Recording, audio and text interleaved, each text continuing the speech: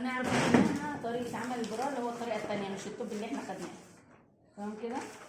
هنيجي اول حاجه هنعمل المقاس اللي هو المتوسط الوسط. تمام كده. اول حاجه هناخد تقريبا 10 سم، هنطلع كده 10 سم 10 من 10 ل 15، هنخليها 15 سم، وهنخش كده حوالي 9 سم. تمام كده.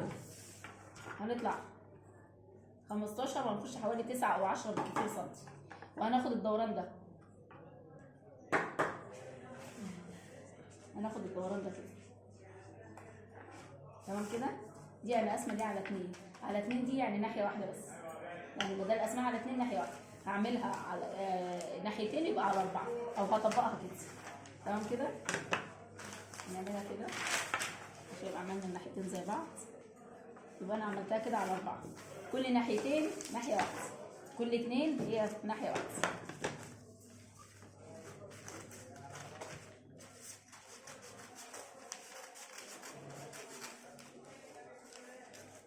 طبعا بيبقى مفتوح من جميع الاتجاهات، يعني دي كده هتبقى مفتوحه كده،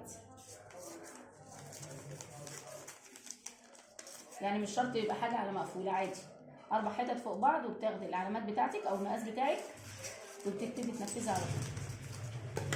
تمام كده. هتبتدي تقفلي، هتقفلي العكس، هتقفلي كده.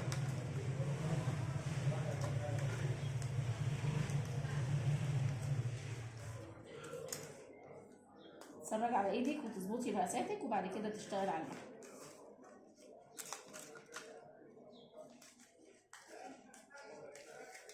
تمام كده. هاجي اقلب كده، هيديني القبه بتاعتي دي كده. تمام. هتديني القبه اوتوماتيك، بدل انا عملتهم الاثنين عكس بعض، انا كده هما الاثنين جنب بعض كده، انا عملتهم خيطتهم الاثنين عكس بعض، يعني هخيط من هنا مش من هنا، هخيط من الدايره دي، مسافه ما خيطت من الدايره دي خلاص هاجي اقلب هتديني القبه اوتوماتيك، لان كده مش طبيعي ان انا اعمل دوران قصاد بعض. هاجي اقلب كده هتديني القبه دي كده اوتوماتيك، هتديني القبه دي. تمام. تبقى دي الناحيه دي ودي الناحيه الثانيه، يبقى انا كده واقفه على الحمالات وعلى الدوران اللي تحت الصدر، يبقى انا كده واقفه على الحمالات وعلى الدوران اللي تحت الصدر. عايزه بقى ازود حاجات من قدام، مثلا احط زي فاصل من قدام كده، حته من قدام ماسكه الاثنين براحتك، دي حريه شخصيه بقى، تشتغلي اللي انت عايزاه. عايزه تعملي حمالات عريضه مش رفيعه برده براحتك، تجيبي كوبش براحتك، تعملي قماشه بتمط عشان ما تحطيش كوبش او تبقى مريحه معاكي برده براحتك. تمام كده. بتبقى هنا الدوران بتاع الصدر بيبقى الاستك بتاعك، وهنا الحمالات، وهنا لو عايزه تدخلي حته هنا كده كده بتبقى دي على قد دي بالظبط، عايزه تحطي حته واصله بين الاثنين برده براحتك، المهم تعرفي الفكره. تمام كده. سهل. دي سهله. هقول لكم برده ايه فكره تاني، نفس الطريقه برده بس هيبقى بالعرض، يعني دي انا خدتها كده بالطول، دي كده انا خدتها كده بالطول، لا انا هاخدها كده بالعرض برضو، خدتها كده على 4، يعني انا عامله الاتجاهين كده زي بعض. هاخدها بالعرض ازاي؟ هشوف العلو بتاعها ممكن يبقى برضو حوالي 7 أو 8 سم الارتفاع بتاعها،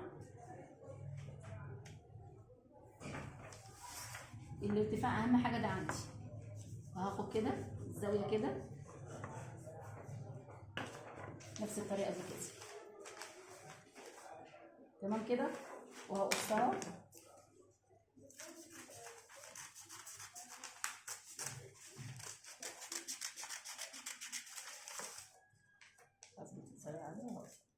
تمام، ولازم تبقى برضو مفتوحه.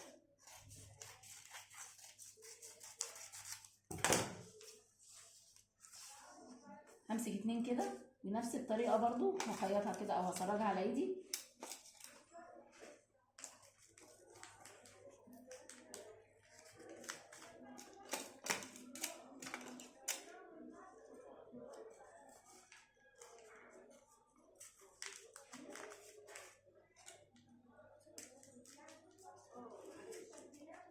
تمام كده، وهتبقى كده. هتبقى كده، بس دي هتبقى فوق وتحت، يعني دي من فوق وتحت، دي الجنبين، يعني في بيبقى مفتوح من النص ويبقى الجنبين كده، لكن دي بتبقى فوق وتحت، دي بتبقى من فوق ومن تحت. عايزه انا اظبط اللي فوق دي، ابتدي اشتغل على اللي فوق دي، اشتغل عليها، يعني انا ممكن اشيل من اللي فوق دي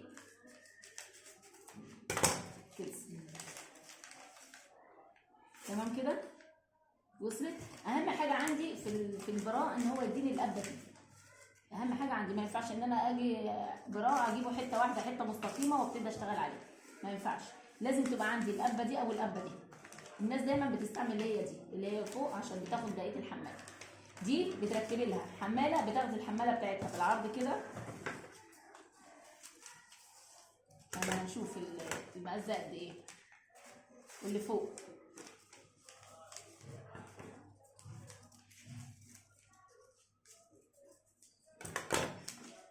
وهركب دي في الجزء اللي فوق كده، وهكمل بقيه الحماله. يعني دي تبقى طويله معايا، الحماله بتاعتي هتاخد من هنا عريض، يعني هتبقى من تحت عريضه عشان تبقى ماسكه البرا كله، من تحت عريضه وتطلع على الرفيع، تمام كده. وصلت؟ وصلت؟